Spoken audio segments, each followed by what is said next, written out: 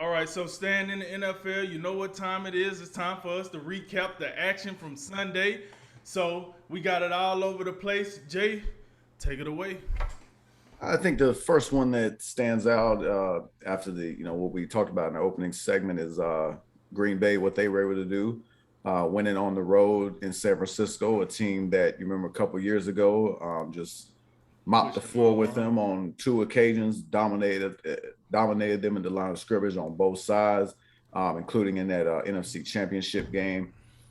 So it was good to see that they were able to, fight through adversity on the road. That's been a criticism of Aaron Rodgers lately. He doesn't necessarily play as well on the road as he does at home in the comfortable confines of Lambeau Field.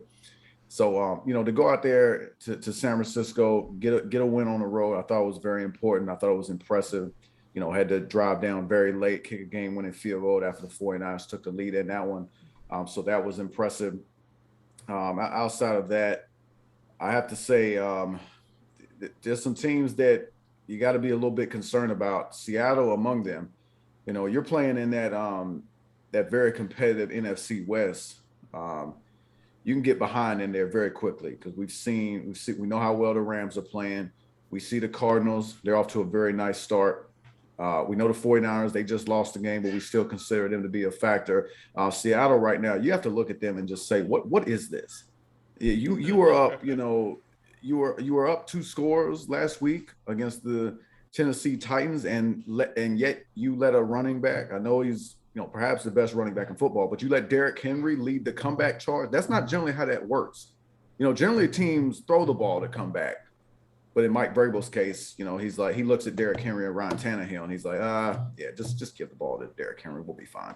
So you have that going on. You lose that game in overtime, and in Minnesota, Drink, we was talking about how Dalvin Cook was going to be a big factor in this one. He didn't even play. It was Dalvin Cook Jr. and That was a Alexander good move. Matson, that comes out there, and he's a good player. But see, I just don't understand how. I mean, Minnesota. We were looking at them in the first 2 weeks and saying, what are they doing? Right. And their defense. We talked about. We know last year, like their defense lost a lot of veterans, particularly in the secondary. Right. Now they lost Anthony Harrison this offseason. I'm not really seeing where they got better, and yet they shut out this pretty potent Seattle offense in the second half. So if I'm Pete Carroll, if I'm Russell Wilson, if I'm the GM, like I'm wondering, like we got to get this thing corrected, and we got to get it corrected quickly because that's a division that's going to be highly competitive, and even with the extra wild card, I mean, you don't want to be in last place because remember we talked about that. Like, is it possible for every team in the division to make it? Well, yes, but probably unlikely. So that's not what they need to be looking to do. They got to get better, and I think they got to get better quickly with the division that they play in. Another thing I have to say, and I don't like to waste time on teams that don't matter, but I feel bad for the city of New York. I really do.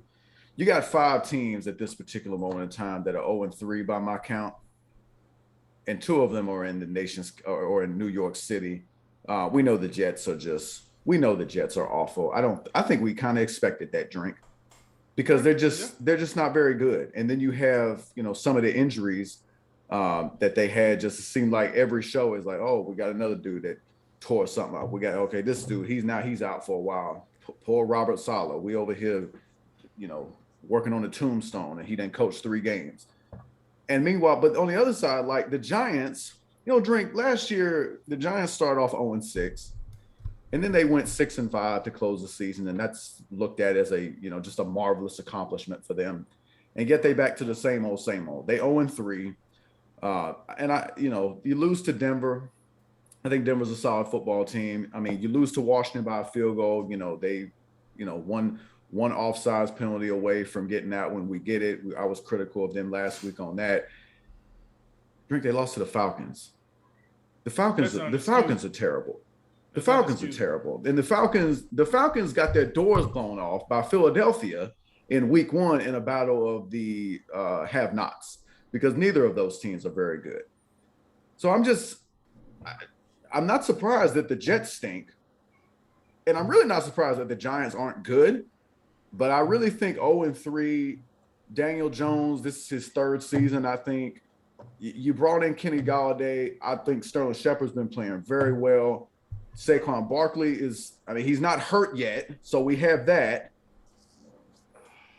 Well, he might as Evan well Ingram, be hurt. yeah. I mean, I ain't wishing no injury on the young fella, but I mean, he's playing like he hurt. But that's I'm just I can't I'm a little surprised the Giants are this bad, and they're not these are the past 2 weeks they've been in the game, but like if you look at coaching, and I mean it's Joe Judge, I'm paying attention to guys who like they get hired and I'm like, what the special teams coach that coached wide receivers for 1 year, and you mean the wide receivers group that like couldn't get separation from me or you? I'm just saying I got to keep an eye on things like that. So those are my initial thoughts. Over to you, brother. All right, so I got a quick hitter for 3 games. The first of which, Cincinnati Bengals beating the Pittsburgh Steelers. Here's the deal: I think the Steelers are in trouble. No more of the days of this ironclad defense and Big Ben gonna do enough. Big Ben ain't doing enough. Yeah, that arm can't push down the field, and that offensive line can't make a hole for Najee Harris or anybody. They can't make a hole for Najee Harris, Karan Harris, Kevin Harris, or John Harris. Like that offensive line is terrible. Who are they? Are they actual players? Yeah, they. Oh, you talking about the names? Yeah. Yeah, some are, you know what I'm saying? Some work at your local Lowe's, and some was actually on the NFL roster. You figure it out. But okay. Yeah, man, that offensive line not opening up for the run game, and if the Bengals can ball the Steelers up, imagine what everybody else can do, I guess. Right. Especially in that division, yeah. Man, I think the Steelers in trouble, so I wanted to hit on that. You know, I'm on my Derek Carr swing right now. My Derek Carr promotion, tour over here. I'm giving it up for him. Beat the Dolphins 31-28 in overtime. Now you might ask yourself, why in the hell did they have to go into overtime with the Dolphins? Hey man, don't sleep on the Dolphins. The Dolphins are not New York teams. They're not Jacksonville.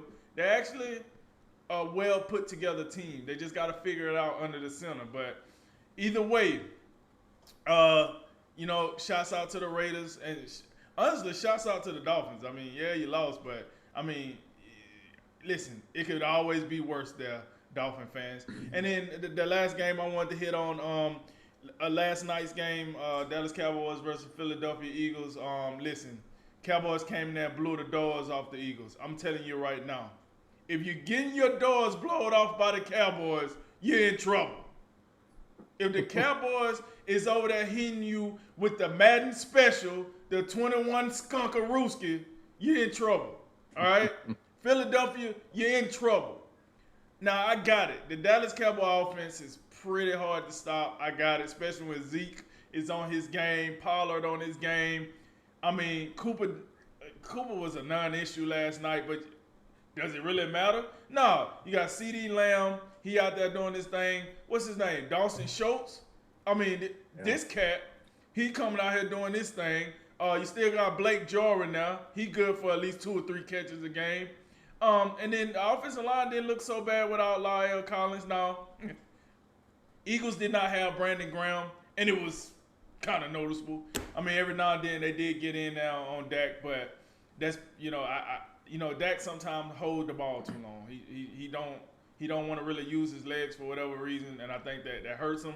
But my biggest takeaway from that game is this: Eagle fans, you thought you was back, huh?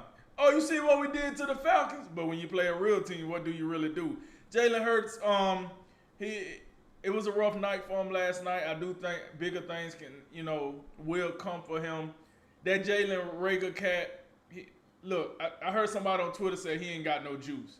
I'm with him. He ain't got no juice. Somebody need to get this dude some type of, mobile battery pack or something, because I don't know what the hell he was doing out there last night. So with that said, if you get smoked by the Cowboys in 2021, you're probably not that good. So we need to tone down the expectations on the Eagles. So those was my 3 takeaways from this Sunday, Jay.